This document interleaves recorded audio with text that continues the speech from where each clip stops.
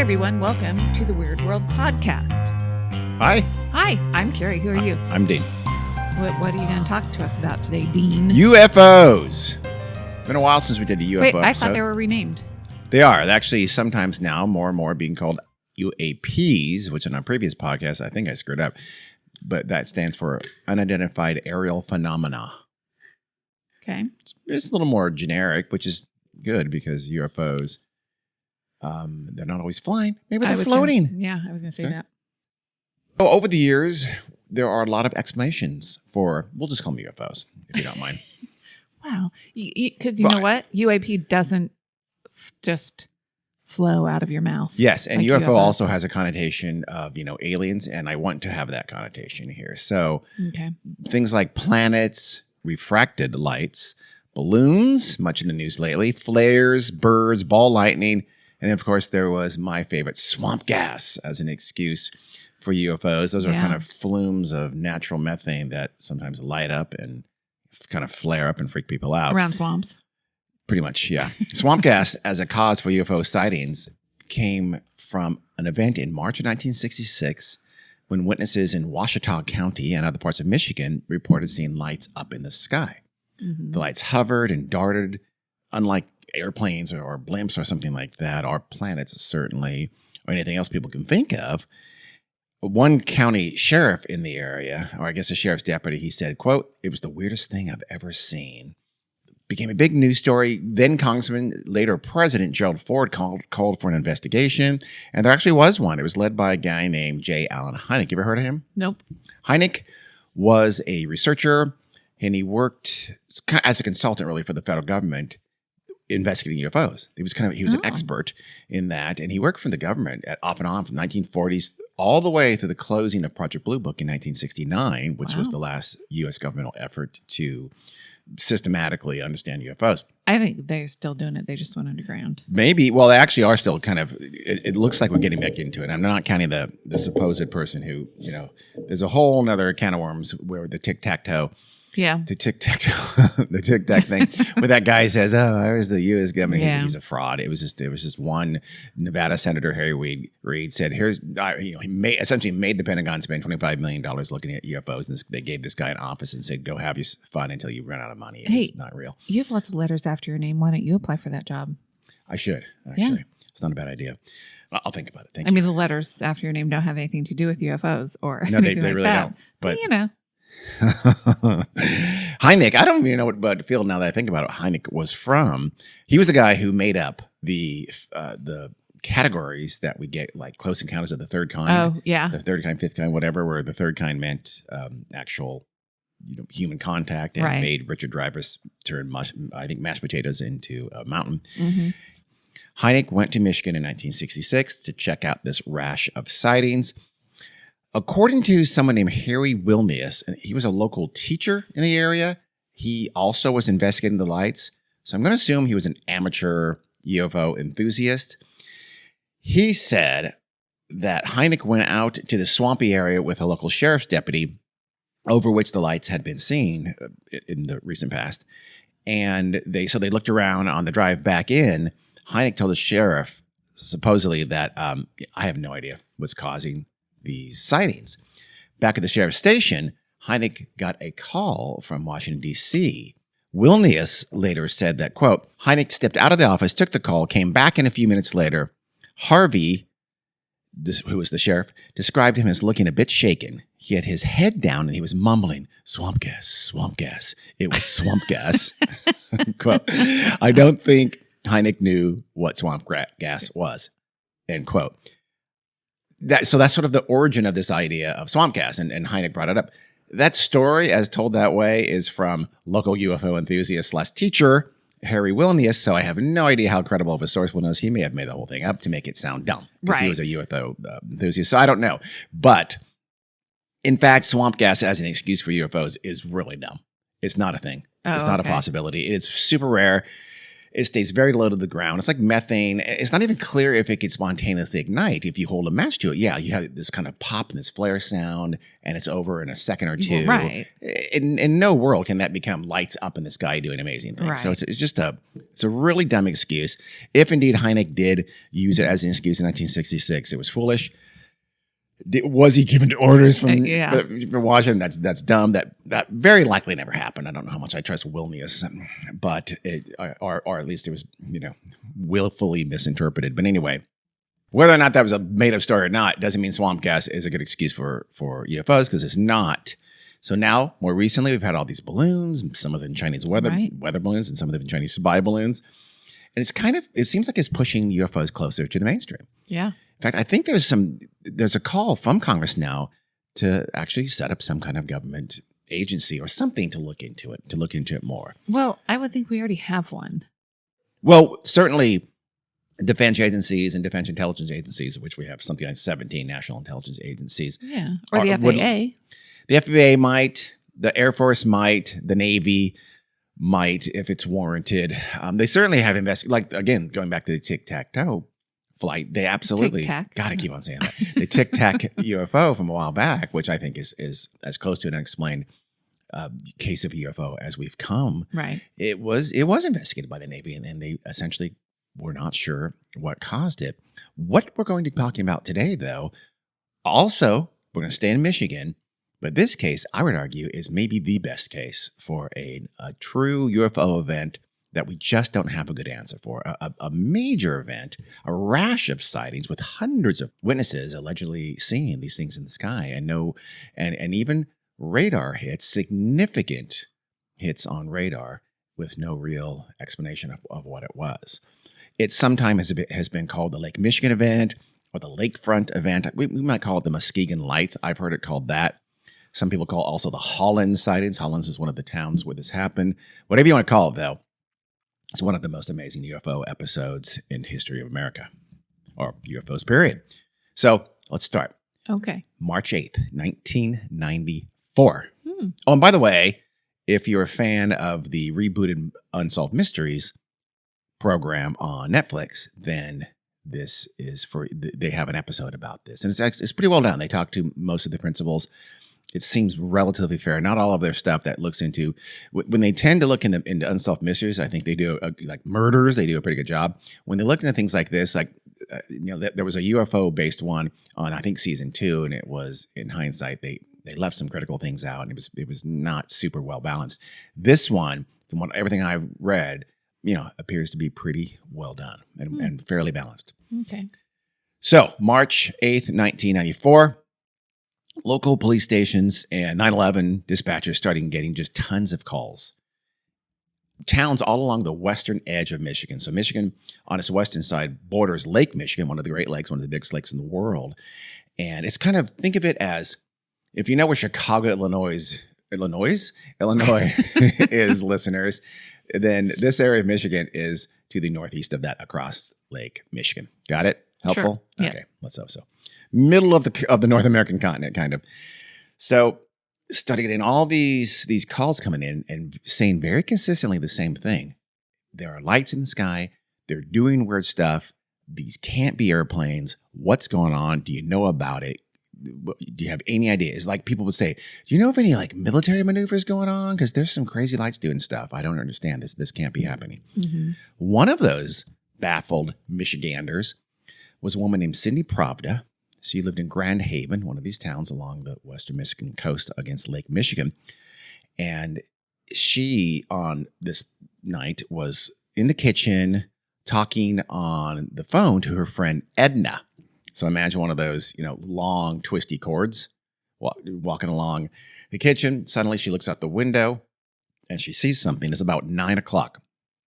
And she sees very bright light, at least one, there'd later be more, in the sky. And she said that these lights, they glowed so brightly, she thought at first she was looking at a full moon. Mm-hmm. But then she looked closer and she saw that there were actually 4 distinct lights. So we on Earth only have the one moon. Right. So she knew she was not looking at the moon. And she told Edna, quote, I got UFOs in my backyard. And she hung up and went outside to go look. I think she got her husband. I think her husband was, I can't remember if this might be a different one, but there's a couple of witnesses I'll talk about.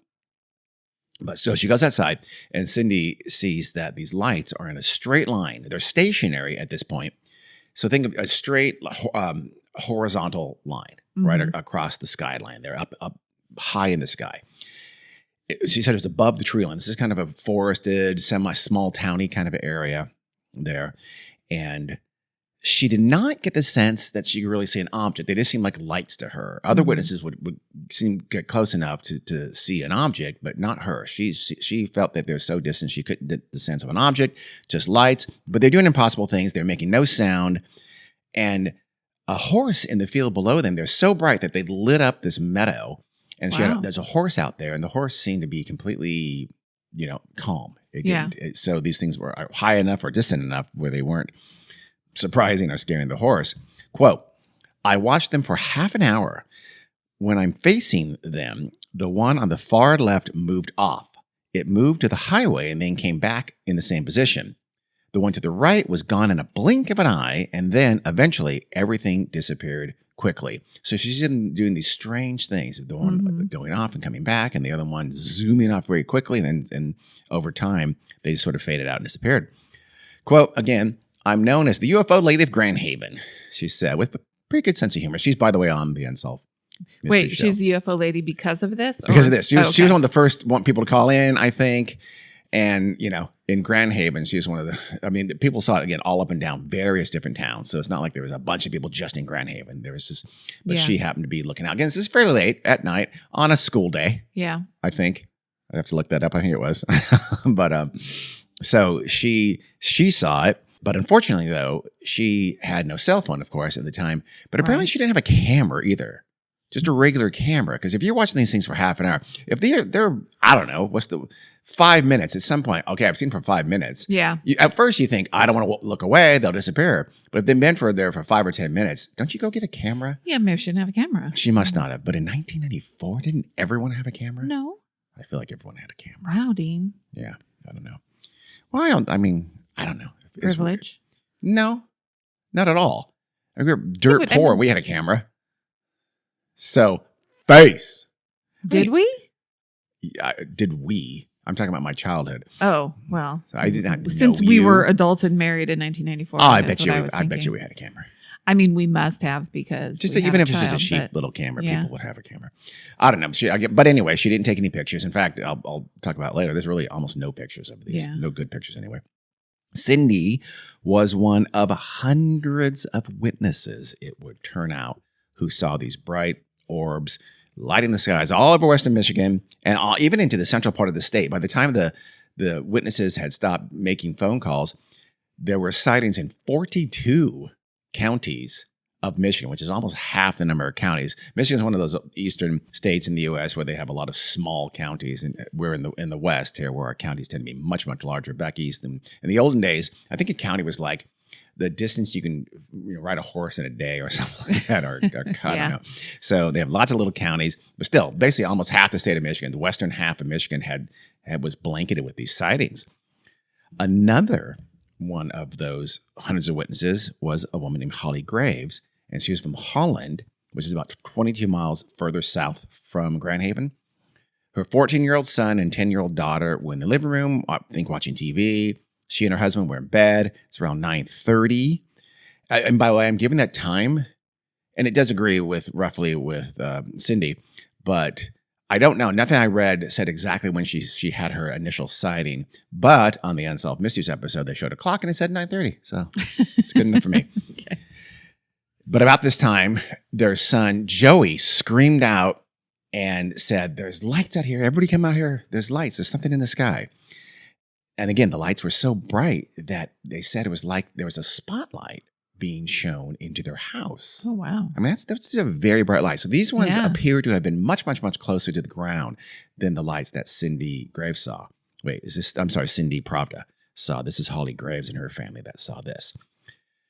The lights went to their east and southeast, which would indicate more inland in Michigan. Most of the time, these lights would go out to the west over Lake Michigan. And so they seem to them, even though they're very, very bright, they seem to them that they're pretty far up in the sky, but still they called 911. Yeah. And they just wondered to the police what's going on. Quote, "It looks like a string of Christmas lights that's way up in the sky."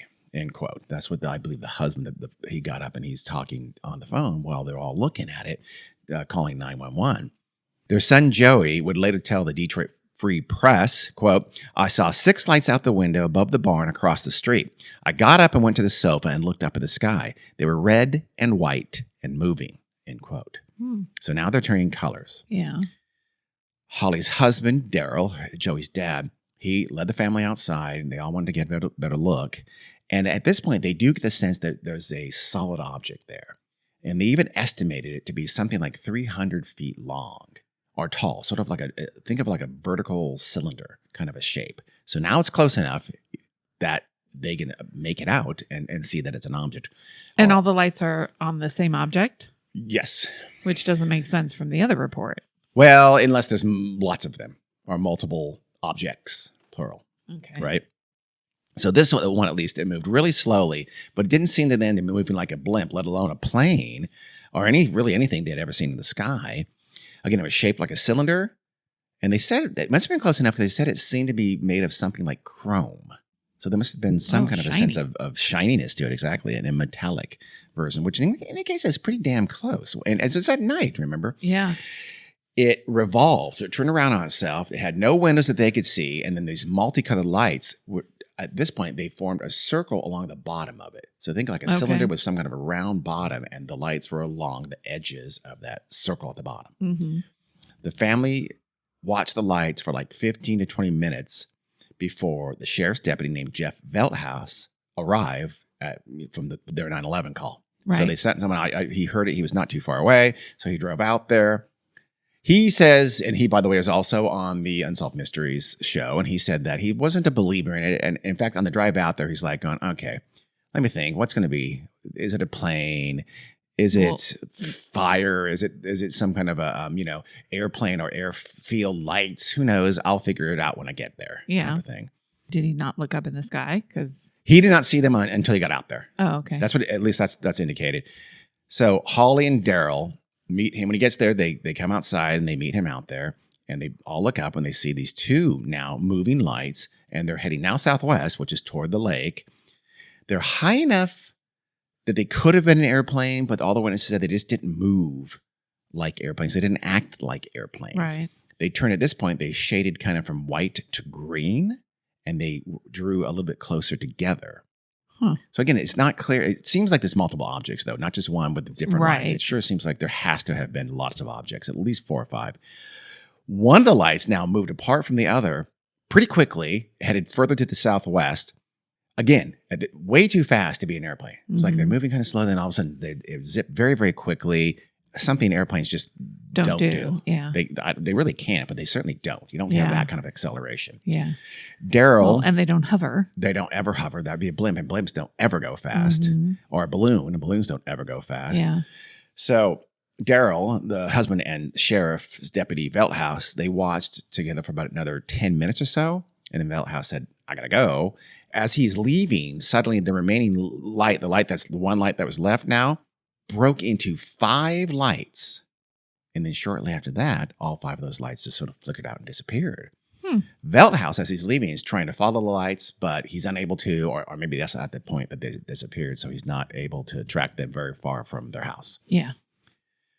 Now Velthouse has seen the lights for himself, and he wants to know what's going on too. So he actually contacts a 911 dispatcher, and he says, hey, is there any station around here or something like that you know of that we can track these things on radar?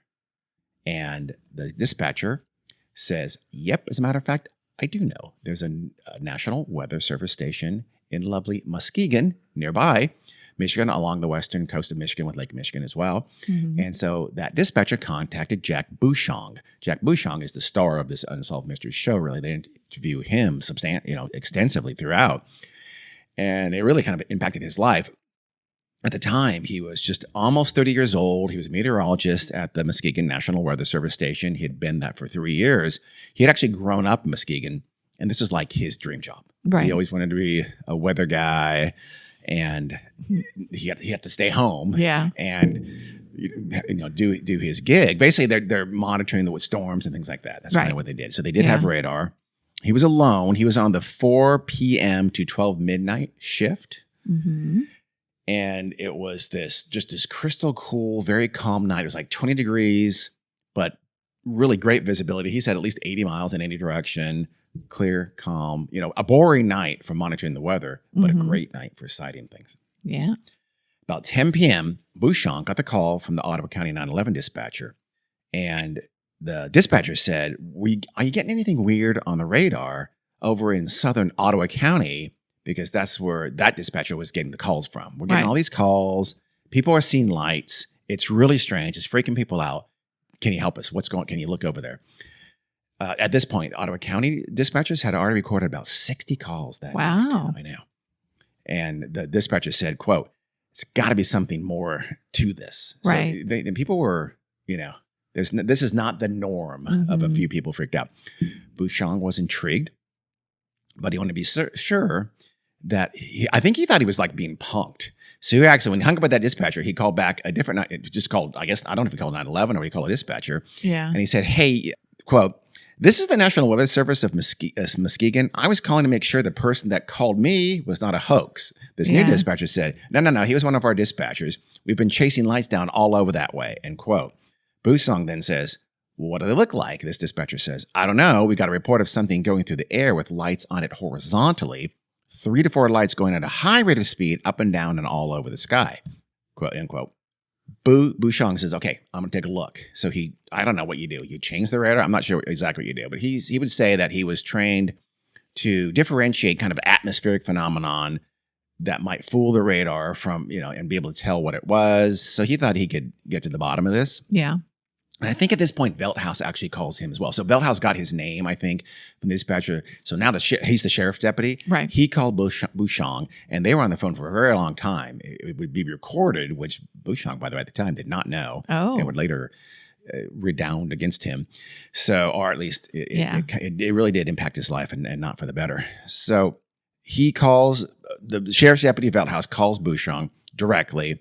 And they basically, Bouchon begins tracking those lights with Veldhouse on the phone. And they were discussing like, okay, this guy, let's think of the mundane explanations for this UFO. Could it be there's a nearby radio tower and they just put in some new lights? Do you think that could be it? Things like that, right? They're trying to, they're not jumping to the conclusion this is a UFO, this is aliens from space. Right. As the call went on though, Bouchon became increasingly more and more excited, and he was describing to Veldhouse these, quote, instantaneous movements, end quote, of what he thought were cylindrical objects. I don't know how he gets that because radar is a blip, or maybe Bouchon had said, hey, they've been described, and Bouchon saw a cylindrical object at the Graves house. So I'm not sure exactly, but Bouchon, the weather guy, he tracks one object at about 6,000 feet in altitude, right? Mm-hmm. Is flying, he estimated, about 100 miles an hour, which I think could be a small aircraft, but that seems really slow even for a Piper Cub or something like that. But then Bouchon realized it was big. He said it was way too big to be an aircraft, and it was over near a town called South Haven and kind of also at the edge of the lake, kind of Lake Michigan. Mm-hmm. Bouchon would later say that one object he tracked shot up to 5,000 feet, then very quickly shot up to 10,000 feet, like straight up, like impossible maneuvers for any kind of terrestrial craft. Quote, it was almost as if it was saying to me, hey, I know you can see me, end quote, he said. Yeah. Which it doesn't seem like that's doing that at all. No. But these are very brazen. Yeah. So at that point, this object that is doing these funky altitude shifts stops for about 15 seconds and hovers. Again, as we know, something an aircraft cannot do. So he's thinking, is it a blimp? But now he's absolutely certain it's not a plane. Again, in terms of the size, it just seemed way, way too large. Quote from Bouchon, planes show as pinpoints on the scope. These were the size of half a thumbnail. I don't know the estimation for that, but that seems gigantic. Yeah. It seems like he was describing something or tracking something that was huge. It was much bigger than any kind of airplane. And again, doing things that planes can't do, and at time doing things that blimps can't do. Yeah. So then he noticed 3 separate objects at about 5,000 feet, and they were hitting back these very, very strong returns on his radar. They would move together and then come apart. And to Bushong, these hits indicated that the objects were solid and smooth and a very high polished metal. I guess he determined that because they were super clear and also from the amount of energy coming back and from the echo. Yeah. But I don't have any technical knowledge of radar. Right. But to Bushong, that indicated to him they were kind of metallic, shiny, gave back great hits. The 3 objects would jump quickly up in the sky and then they'd hover again, and they seemed to him that they're moving in tandem. And he thought, quote, "I cannot think of anything in nature that would play follow the leader like that. It was almost as if it wanted to be seen. I was spooked. I was creeped out. I was nervous. I was shaking," end quote. Ooh. So he's getting freaked out. This is nothing he's seen before. And he wasn't super experienced, but he'd been a meteorologist for 3 years at a national weather station. Yeah. Bushong said the objects were seemingly, quote, "coming together and coming apart, moving about 20 miles in each jump. They were hovering, then jumping, hovering, and jumping," end quote. I'm assuming none of this is recorded. Did they record radar maybe yes, stuff? Maybe no. I'll get to that in a minute. It's a little weird that it's not more certain that it was. But I will get to that. So by this point, the objects mainly moved at around 7,000 to 12,000 feet altitude, right? So they, again, they've been all over the place, but at this point, he's been watching for a while. They moved kind of southwest over the lake towards Chicago, where they eventually hit Chicago. They never did, but at the southern end of the lake, they hovered for a very long time. One source I saw said that they hovered like 2 or 3 hours. Wow. They just hung out at the southern edge of Lake Michigan, which at that point would not be that far from the city of Chicago. Nothing I ever read said anyone in Chicago saw these things. It was all western Michigan. Then dozens of other objects came out of 3 larger objects. So I think this was a different part of the lake. And again, would be different craft. Yeah. Some of the shapes shot up to like 55,000 feet altitude in seconds. Bushong even said one light he saw, he tracked it. It went 20 miles from about the shore to 20 miles out over Lake Michigan. He said it did that in 1 second. And he estimated that speed would be 72,000 miles per hour. Wow. That's fast. Yeah, it is. Yeah. Bushong ruled out the objects being refractions of radar because he said their movement and speed indicated to him they weren't some kind of atmospheric something, some refraction event also. He said he also raised the antenna to a higher angle to eliminate that possibility. No idea. So we're going to have to take his word on that, but he felt sure that they were not some kind of a weather phenomenon. Yeah. So he started going down the line of like technical glitches and other weather phenomena. And he just, in his mind, nothing lined up with what he was seeing. Quote, "The way the lights, acted, even though intelligent, they didn't act human." No idea what that means. But I mean, not human. Did he mean like not terrestrial, like they're not acting like human airplanes? I guess, but why he would think darting around and hovering and then darting around again is not human, I don't know if we had that technological capability. Yeah. Later, the objects would stop over open water in the middle of Lake Michigan, north of which the water was iced over. That is to say, think of Michigan. So it's a long kind of, it goes north to south. It's much more narrow going east to west, right? And it was frozen over, let's say, but the northern half was frozen over. And the planes to him seemed to always move in the southern half. That is to say, over non-frozen open water. And they went no further than what he, I guess, would later estimate, or maybe he knew at the time, was sort of the northern edge of the open, non-frozen water before it became frozen over. Does that make sense to you? Yes. Okay. He felt that a bunch of the objects then rendezvoused at this point in, I guess that'd be the center of Lake Michigan. I was going to ask how long this entire episode lasted. Hours. Wow. Hours. He's going to be there till 2 a.m. Yeah. So 4 hours for him, more like 5 hours. So somebody else comes. Yes. I'll get to that 1 second. Okay. Bushong asked his wife at this point when they were, I guess, I don't know where they were at the time, but at one point he asked his wife, "Can you go outside and go check him out?" Yeah. And she said, "No, I'm not going to. I'm scared. Yeah. So, and then, yes, I think the next, I guess around midnight, the next meteorologist up at the station came in, and Bouchon said this person saw the radar blips, but wasn't that excited. And he surmised, Bouchon did, that it's because, he hadn't seen it from the beginning. He didn't see them doing the craziest stuff that they did, but he still have lots of these giant lights and the rendezvousing. So why that second guy didn't get more excited, I'm not completely clear on. Right. It doesn't seem like just because they're not doing the most crazy stuff, you'd still go, what the hell is that? Exactly. That's worth looking into. So I'm not clear. But that person didn't report it, didn't talk about it, was apparently completely unimpressed. Huh. I don't know. And Bouchon, so he stayed over. He stayed until 2 a.m., by which time they just sort of slowly disappeared. They seem to sort of fade out, too. That seems to be, again, Cindy Graves mentioned that they fade out like at 9:30, like after seeing for a half hour. Bouchon's seen different ones. Right. And apparently they're fading out at different times. They're fading out, but other ones would be sighted in different parts of Michigan and Lake Michigan. Were they sighted in different areas simultaneously, I think that it's not the same one just moving around? I was thinking that same thing. It seems like it. I don't have a timeline, weirdly, but because I love timelines. You do.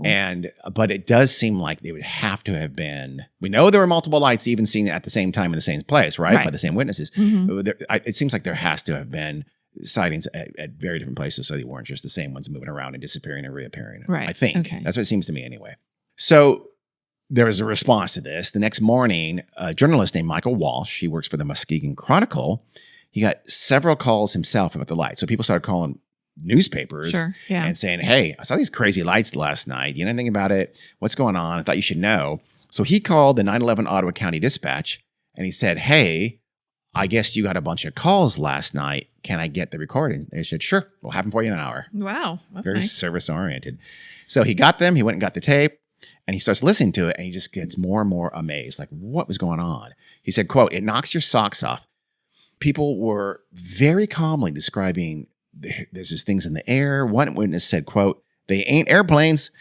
Walsh knew that this was a big story. There's tons of calls. They're all describing something pretty darn similar. It's something that planes can't do. So he writes up the story, sends it out to the AP and UPI, the wires, and it is a boom. It becomes a major story overnight. Wow. So the Ottawa County Dispatch, they sent him the tapes. One of those tapes was indeed of Jack Bouchon and Deputy Sheriff Velthouse talking. Again, Bouchon did not know he was being taped. He was. Since he was a National Weather Service meteorologist and he was prominently featured, he's a prominent part of this, he was talking about how he was tracking these things on radar. The media went to the NWS and said, we need a statement. You had one of your guys was talking about and getting hits on the radar of this incredible UFO phenomenon that happened last night. Give us a statement. So a guy named Leo Greiner, he was Bouchon's boss at the Muskegon facility. He said, quote, my guy looked at the radar and observed 3 echoes as the officer was describing the movement. The officer being Velthouse. The movement of the objects was rather erratic. The echoes were there about 15 minutes, drifting slowly south-southwest, kind of headed toward the Chicago side of the south end of Lake Michigan, end quote, which really, really, really under-reports what happened. That was just for the time he was on the phone with Velthouse. Yeah. Bouchon's story, he had seen it for hours more in different places at different times. So they're kind of poo-pooing it for sure. Otherwise, the NWS was very quiet on the subject. They forbid Bouchon to speak to the media himself independently. When the conversation that he had with Velthouse was actually published widely, I think it's about a year after the event, Bouchon was mortified. He was embarrassed. Quote, just that people think you're a kook, he told a local TV station, or you're lying, you're not credible. I'm supposed to be a scientist and skeptical. So it was bad for him. The NWS, they didn't want to be known as like the UFO reporting center. They didn't want to be like, call the NWS and demand a response from them. So they really wanted the story to go away. Yeah. And they wouldn't talk about it and again, forbid him to. Which they really should have just said. It wasn't weather related. It's not our area of expertise. Well, they did say, hey, maybe it was something like some kind of a temper inversion, or maybe it was like ground clutter catching so they offered it through a couple of maybe half-assed explanations, and otherwise tried to wish it away. And at the station, by the way, Bouchon was teased relentlessly. Yeah. They apparently turned paper plates into saucer-shaped things and hung them up around his station before he came in the next or whenever it was. It got bad enough for him that eventually his boss said, "You probably should transfer." Wow, and that's so bullying. I know. But he really was. So, and remember, he grew up in Muskegon. This was his great job, but he actually transferred to an NWS station in Atlanta just to escape the ribbing and the embarrassment. And he did that about 5 months after the event, I believe. The Michigan chapter of MUFON, that's your Mutual UFO Network, they got involved very early on. They also received calls directly the next day and apparently for a couple of weeks thereafter. They're a volunteer organization. They have a decent reputation.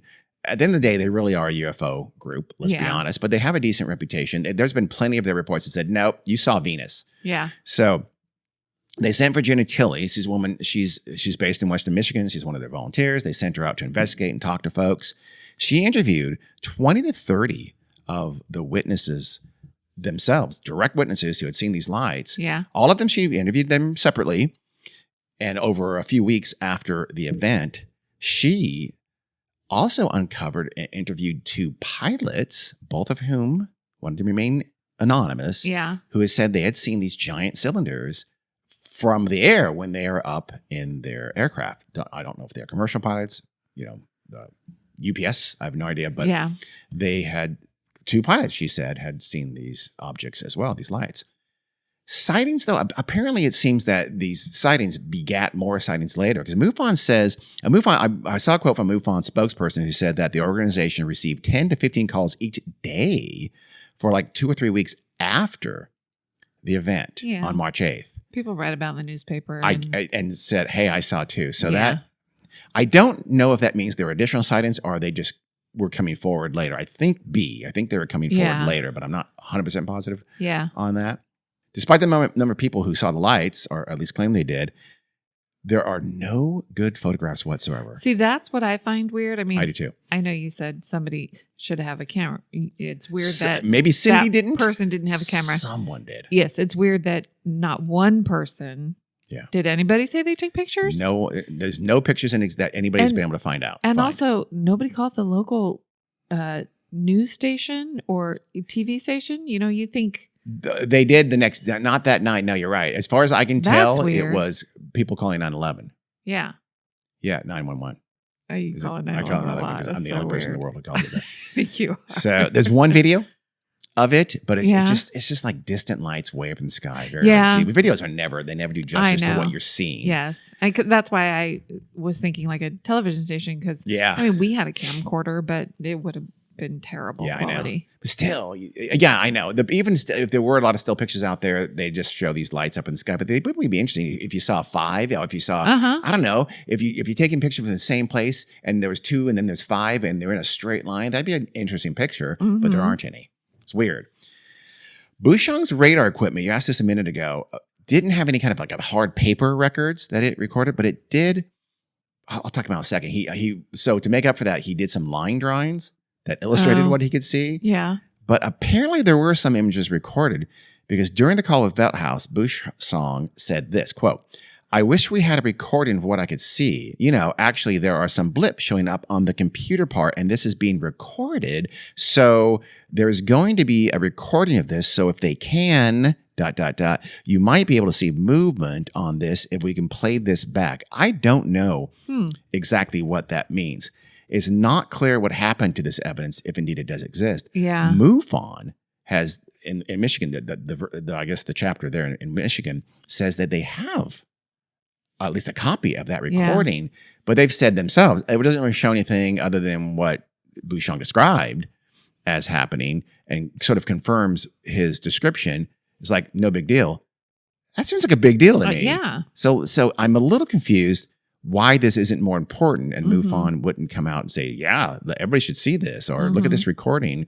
And it really does back up what Bushong said he saw, but it seems like it's just never really been publicized. So that makes me a little nervous about that because you don't have good pictures. You have one terrible video and you have this apparent radar recording that even the UFO group kind of poo-poos. Yeah. Yeah. Those things are interesting to me. Eventually the lights would be seen all the way north to Liddington, up in northwestern Michigan, down to the border with Indiana.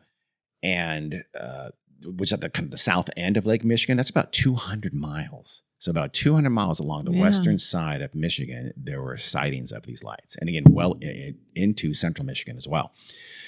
Witnesses were pretty consistent about their descriptions too. The lights never looked like and did anything like airplanes or blimps. He said that people said they moved kind of strangely and erratically, and they would merge and separate. They blink on and off, and lots of witnesses said they changed colors. They'd go like blue, red, green, white, and they'd change colors even as they moved across the sky. So that's a little weird, isn't it? When they were seen seemingly closer, like by the Graves family, they were described as these like circles or cylinders, and to the witnesses, they seemed metallic. Right.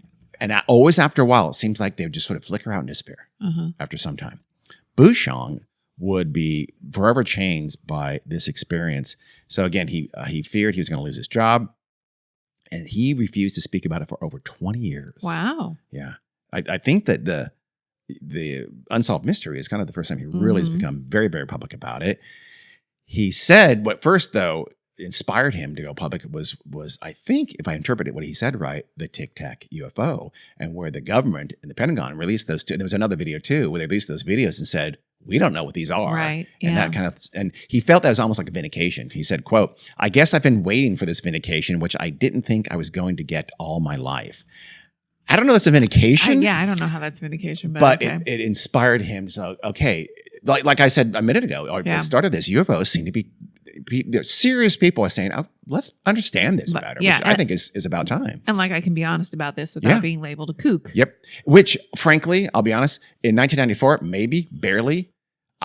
Honestly, it's swung the other way around at this point. I think you're likely to get, at least in terms of, as is portrayed on TV and things like that, it's all the other way. It seems like you have a lot more. Your megaphone is much, much larger if you say it's aliens as opposed to if you say no, it's Venus. Well, of course, because it's not exciting to be. But that didn't used to be true. The reasonable, rational person. I know, but that didn't. Trust me, there's been a sea change in how unexplained phenomena and paranormal things are treated from 2030 and then. Before that completely, you could almost, which is in many ways, it's about goddamn time. They're taken more seriously. I agree with that. It's swung too far where now people are completely credulous and believe nonsense when they shouldn't. Right. It needs to be, we need a happy medium. Hopefully we'll get there next, but it's gone from, making fun of people who are serious about it, like Bouchon, to believing any idiot who says whatever they saw and just make shit up. We call that Discovery Channel. So, and also the History Channel. So what exactly? Let's explanations. What were those lights in the sky over Michigan that did what? Swamp gas. Swamp gas. They were not swamp gas. In 1995, the Chicago Tribune wrote that various investigations into the events ruled out things like swamp gas, small private aircraft, military aircraft, blimps, weather balloons, satellites, meteors, and space debris falling to Earth. Here's my problem with that, though. There was no, government, quote unquote, no mainstream investigation. That investigation that Chicago Tribune is citing has to be the investigation from MUFON. So yes, MUFON, the effect, again, has done some good work in the past, but at the end of the day, it's still very much a pro-UFO group. If a pro-UFO group says, oh, it's nothing that it can't be explained, you have to take that with a big grain of salt. So wait, if this was over Lake Michigan, isn't like the Coast Guard probably active in Lake Michigan? For sure. So did anybody contact the military during it so they could check their radar? No. 9/11 is they sent out Sheriff's Deputy Velthouse to go talk to him, or they called the National Weather Service to talk to him and hit the radar. But it's not like they're going to alert the Pentagon. They never took it. Remember, the 9/11 callers, dispatchers aren't seeing it. They're just getting lots of reports. So they got enough reports where they thought, something's going on. Yeah. Let's get the police involved. Let's get the NWS involved, but not let's get the Coast Guard or the military involved. They never got to that. Yeah, should have. Probably. At least, sorry. Well, okay. So the military, the Air Force, the Navy, the Coast Guard, they don't have radar? They do have radar, and they have better radar, but they never were alerted to it at the time. So they have to be alerted. It's not going to just show up on our radar. I mean, That's a good question. Like for Bushong, he obviously didn't know about it until 10 o'clock when the dispatcher called him, and then later Veldhouse called him and said, hey, go find, and he went and found it. I don't think the radar is like where it just blanket coverage. I don't know. I don't know either. But clearly he did not see anything until they said, go look. It would be interesting. Well, because it's not his job. I know. It's not the National Weather Service. They're looking for weather. They're not looking for incoming aircraft or whatever. Yeah. But there's got to be somebody who is. We're monitoring our skies, aren't we? Airports would think, yeah. And whether we are because this is near the border with Canada, we have a very peaceful border. If this had happened in Alaska, looking north toward or west towards Russia, maybe it's a different story. I don't know. Yeah. But no, nothing. There's no reports. Anything I've read, like the Coast Guard radar didn't or did have hits or anything like that, or any airport radar for that matter either. Huh. We know somebody in the Coast Guard. Maybe I'll ask him. You should do that and find out. Well, can we blow the lid off of this? Tell him he needs to get the secret report from 1994. Boom. We'll make this huge. Okay. I guess the most obvious, the first kind of go-to is some kind of military aircraft, right? There's a ton of secrecy in military maneuvers. The Pentagon keeps weapons and new secret weapons secret for as long as they possibly can for obvious reasons. Yeah. But that secrecy makes this answer unlikely because this Why was would they super do it not secret. Yeah. This was very brazen. Yeah. They would not have even had known craft do that, let alone unknown secret new craft, showing with these incredible feats of agility and speed. And here's the thing, of course, obviously, we still, 20-something years later, almost 20 years later, don't have anything that can do that. What do you mean almost 30 years later? I'm sorry, we're almost 30 years later now. We don't have anything that could do anything remotely like that we know of. That's right. So I think we can safely put away the military aircraft. We have swamp gas. We've already said that's nonsense. Let's move on. Now there's something that is a little more promising, which is mass hysteria. I know this argument kind of seems hackneyed to people because it's used a lot to counter sort of unexplainable things. But the reason it's used a lot to counter unexplainable things is because very often it is involved in unexplainable events. Well, yeah, but these weren't next door neighbors calling 911. These were people apart from each other calling at the same time. So they're all independently seeing this. For the most part, yes. Yeah, the subsequent calls days after there's newspaper reports, that could be that. Or just people jumping on the bandwagon. Yes. But let's not forget, it is mass hysteria. Let's start with it taking it seriously and admit that mass hysteria is super common. Anybody and everybody is susceptible to it. There is this contagiousness to it. And according to MUFON, as we mentioned a minute ago or a little while ago, the calls were 2 to 3 weeks after they had more calls. So that would be what you just said, that there could be an element here. That seems like more bandwagoning than mass hysteria, I think, probably. Or just there were reports of mysterious lights. I see mysterious lights. Yeah. We've been on dog walks and I see weird lights in the sky, and then we watch them for a few seconds, and then they are clearly airplanes. That's a great. Think about yourself. Think about past. We've all been victims, if that's the right word, of something that could have easily been mass hysteria. We could have, if someone. So I mean, think about it. It seems weird that your memory could be changed or something like that, or your vision can be changed, but it certainly can. Our memories are pliable and they play tricks on us. So sometimes you can misremember things, or even at the point, almost in a way, the misremembering, almost in a way that's similar to false confessions, which I know your mind rebels out. People don't think that's true, but it is. So you can misremember things. So a lot of the people who maybe called in later maybe were misremembering things or even inventing fake memories. I think that makes sense for a lot of those later ones. I agree with you. Oh, I absolutely misremember things. Yeah. Especially when, they read in the media.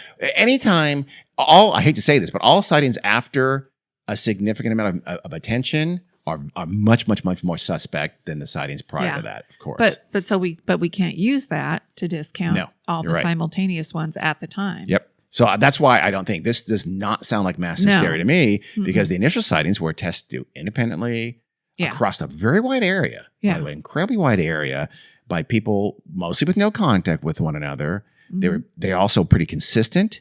They were confirmed by radar. And by the way, confirmed in radar that agreed when they were making comparisons to what was being seen on the ground. When Veldhouse and Bushong were saying, I see these things, they were seeing the same thing. They were seen by multiple people at the same time repeatedly. So in my mind, something real was at the heart of this in Michigan in 1994. Again, it may have sparked mass hysteria afterwards, but it doesn't. Yeah. It's not a good answer for the initial reports. No. How about a close cousin, which is mass misperception? So was it something like, I don't know, make it up, meteors, weird craft, but someone framed it for you in a way that was UFO. So in other words, when Holly Graves comes out and says, look at this, or when the kid Joey comes out to his mom, I can't remember their name now, and says, go look at that. That's a UFO. Do you then see that otherwise explicable thing as something inexplicable? I think that can happen a lot. So it's a form of misperception that is sort of contagious. Yeah. You're framed or conditioned to look at it in a certain way. But how you have said that a lot of the 911 callers called and didn't necessarily call and say, hey, I see a UFO in the sky. They said, hey, do you know if something going on? Is the military doing something? Is something doing something? By the way, Carrie, spot on. Are you in reenactor actor? Because you probably should be. You need to call. That's my Michigan accent. That wasn't an accent at all, but that was good though. I mean, there was emotion, there was depth of feeling there. That was good. But you know what I mean? So yeah, I know exactly what you mean. They were people calling, say, we don't know what's up there. So it's weird. Do you know what it is? I completely agree. So, in other words, for some, if 4 people come out and the first person says, is that a UFO up there? Those other 3 people can misperceive it. Yes. But people by themselves, yeah. Or is everybody going to misperceive it in the same way and lead their family to misperceive it in the same way over the course of an entire night over 200 miles of Western Michigan coast? I don't think so. But my point is there are probably plenty of the callers who never even used the term UFO. They just were calling to report it or to see if the police could explain to them what it is. Yes, I agree. So how about we'll get to this in a second, but something that's a little bit more plausible is the cause of these Muskegon lights, whatever we call them, was something we don't yet understand. Something very much terrestrial of this earth, but an atmospheric phenomenon. I know Jack Bushong said, I don't know what it could be. And maybe that's true because we, humankind, don't know what it is. That is to say, some kind of an atmospheric phenomenon that we, as even now, don't understand, don't know. It's probably very, very, very rare, but it can cause what looks like lights to bounce around and do crazy stuff. And that their brains filled in, it looks like a chrome surface. It looks metal, which that's very human. That's what humans do is pareidolia or something like that, where you do make things into something that's more understandable from when it's not understandable. Yeah. That's extremely But something so rare that it hadn't happened before that. And who says it hasn't happened before that? We see lots of different lights in the sky. Sometimes they're perfectly answered. Sometimes they're not. I know, but that hasn't looked very similar to that. Hold on. Okay. So that might sound ludicrous, but then again, you have to do the kind of Occam's razor thing and say, okay, is that any more ludicrous than this race that has mastered intergalactic travel is going to come over here and just kind of screw around and do circus tricks up in the Air Force for several hours? Yeah. That's weird. It's like we don't know what we don't know. Mm-hmm. And if there is some kind of atmospheric phenomenon that can do something like this, then and we still don't know it. Some people have said, for instance, is it something like the Northern Lights? Is it something magnetic field? Who knows? We just don't know. Yeah. So, which I know is a terrible answer because I'm saying, I don't know what it is, but it doesn't mean it's aliens. It could be something we don't understand. That's not a great answer, but it's a fair answer. Yeah. It's not absurd to think that. And that maybe it meshes with hysteria and misperception to force lots of people, at least dozens, maybe it wasn't 300, but it was at least 60 or 70, whatever, on that first night, I'm saying. There's a lot of people, many dozens of people saw these things of these lights above their homes. But wait, back to the atmospheric condition that we don't understand. Would that kind of thing show up on the radar? Yes. Radar is, NWS radar is designed to see weather, storm fronts and things like that. So but they know what those things look like. They do, but this could be a thing that we don't understand it, and it affects. I'll get to that in 1 second. Hold on one second. So you say, okay, well, why are we seeing it so specific? Or why do a lot of people interpret it as UFOs? I know not everybody did, but a lot of folks did. And the answer to that is actually fairly simple, is that I think by this point, and certainly, and I would say this is true from 1994 rather, it's certainly true now, is that we have kind of been conditioned as humankind, certainly Western world, to, if you see something up in the sky and you don't know what it is, we go to UFOs. Yeah. We just do. Mm-hmm.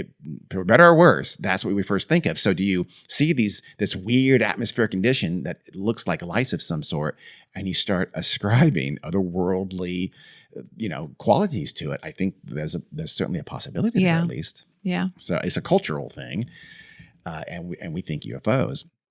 Again, the problem is like they seem to be very precise movements from these lights that we're seeing. They seem that at the time they're very linear. Their behavior doesn't seem very natural, does it? You'd think that'd be just weird and haphazard. Yep. And sometimes they were. So kind of both. They were described sometimes as acting very radically and doing strange things, but other times as acting sort of, they were in some kind of stationary line or something like that. So I don't know. Yeah. But then they would suddenly dart and do the very darkness and the especially the things like 72,000 miles per hour. Yeah. That just screams something atmospheric that's sort of essentially an artifact. And I just think there's got to be some really smart person out there who heard about it. If it was some sort of natural thing, would have some sort of theory or a possibility. We have no clue. Yeah. Let's say that. Yeah. We have absolutely, like I said, some people thought, I don't know, something Northern Lights light, that's just a stab. Yeah. This would have to be some kind of an atmospheric phenomenon that we just don't know anything about at all. Yeah. And it's probably extremely rare. And it's just, but you asked about the radar, right? How about the radar hits? Well, yes, atmospheric conditions can affect radar. They're designed to track those kinds of things. Yeah.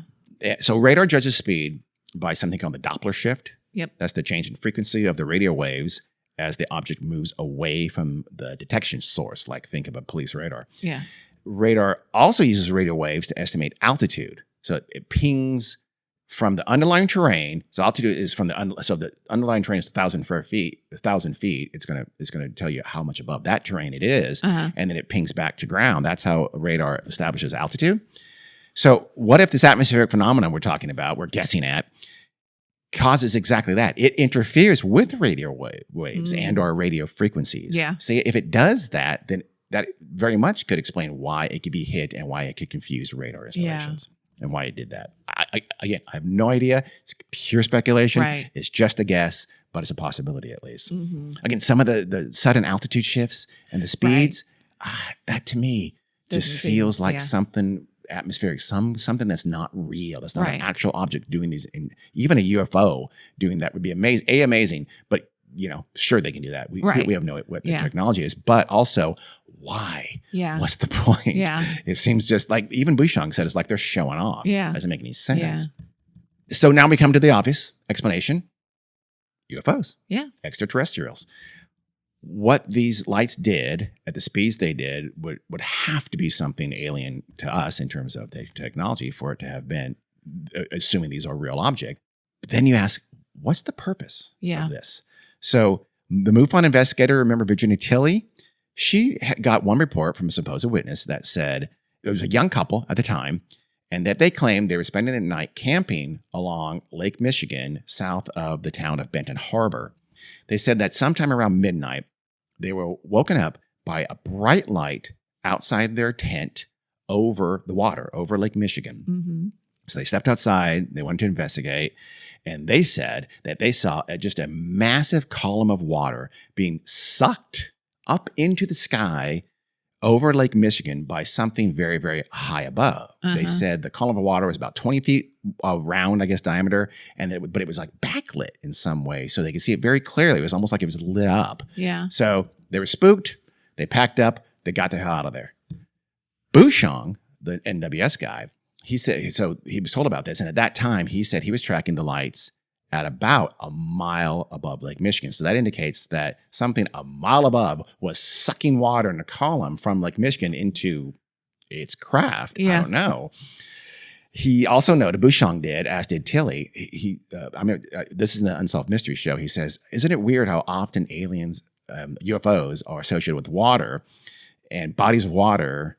And that he also remembered that the UFOs, as he tracked them, these lights in the sky, never went over the ice. They stayed over the open water, the unfrozen part of the lake.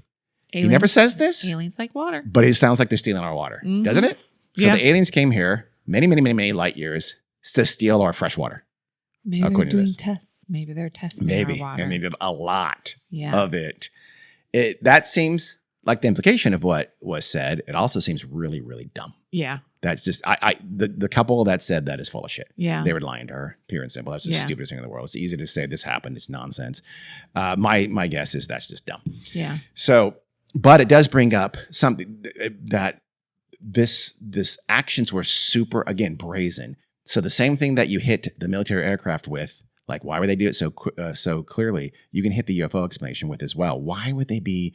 UFOs are supposedly hiding from us. They've never gone to the White House and asked for a meet and greet. Yeah. Why would they do something so brazen, so visible to so many people for such a long period of time? It doesn't make any sense. Yeah. I don't know. That's, I mean, if they want to view, if aliens want to remain anonymous, they would never do something like this. And if they don't want to remain anonymous, then they haven't done what they should be doing. But maybe they came to Earth and they were hanging out there for a while, and then their cloaking mechanism broke down. Yeah. Oh, yeah.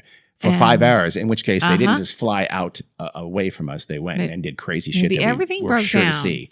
Maybe their systems were going haywire and they were getting things fixed. No, but I will say this.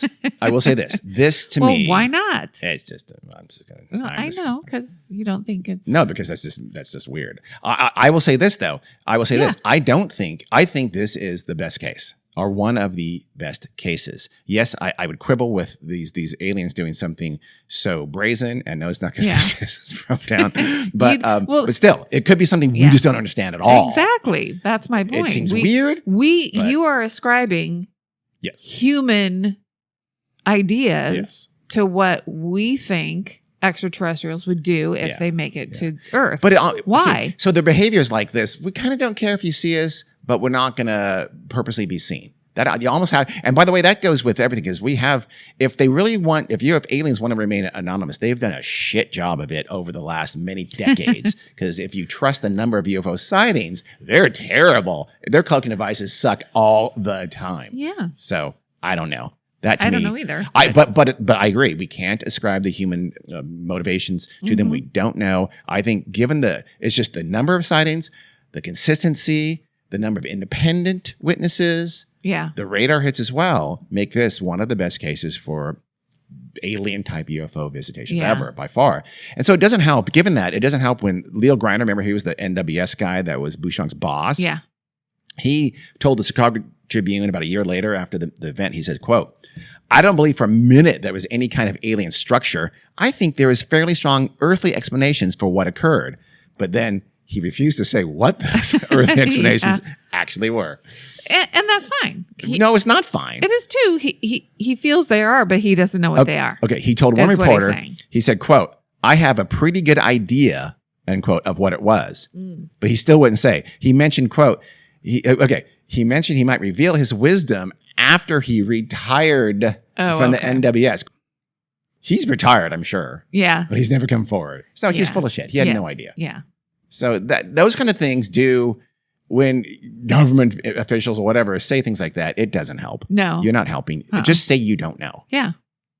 The lakefront event. Which is fine. Say, I don't know. That doesn't mean it's extraterrestrial. Yeah. You know? Yes. Maybe it was maybe it was something atmospheric. We don't understand it. Moving on. Yeah.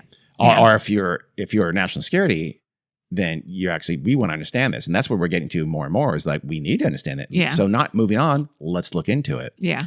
This lakefront event, Muskegon Lights, whatever you want to call it, it was not the last time Michigan was possibly visited by something from very far away. There was something called the Paulding Light that shone over, again, the western part of the Upper Peninsula in 2016. So that's very north. That's above Michigan, the mitten shape. Right. The Upper Peninsula is north of that. So in 2016, this light was seen deep in the forest in these rugged forested areas. It glowed super bright. It was seen to change size, to change shape, and to change color before finally, just like the lakefront lights, it sort of faded out. Interesting. So maybe it's not a one of a kind kind of event in 1994. It just was this time. This Paulding Light was maybe a lesser event, and also in a place where there's a lot fewer people. And 1994 was not even the first visit to that same area. Way back in April 10th, 1897. Wow. A seeming airship was seen over Alma in central Michigan, and more ships were seen over Benton Harbor, which is kind of in the southwest. Then the very next night, they floated above the lake for about 15 minutes before fading away. They flickered from blue to red to green, almost like Christmas lights. Yeah. Sounds kind of familiar, doesn't it? Yeah. So that's 3 possible events that could be a similar thing. Yeah. So what's your shot in the dark? What do you think it is? No idea. 0 idea. Yeah. I have absolutely no clue. I want to say that I would love for it to be aliens with bad cloaking devices. Sure, absolutely. I'm like any normal human. But my gut of guts which is not a thing, says that something atmospheric, just like the way it acted, the amazing feats. There's no craft, it's no plane, it's nothing like that. It's not planets, it's not meteors either, too, because they did things like cover and stuff like that. Yeah. It's none of the usual suspects. So it's the unusual suspect. So that could be alien craft, or that could be some kind of a phenomenon that we just simply do not understand. And we don't even come close to understanding it yet. And may never, or at least not for That's a little bit weird to me. It's very weird. See, that's the interesting thing. That would be almost as weird as a alien visitation if it was some kind of phenomenon that's so incredibly rare. But especially maybe it has to do with water, maybe? Yeah. These are huge bodies of water. The Great Lakes are absolutely massive. They're inland seas.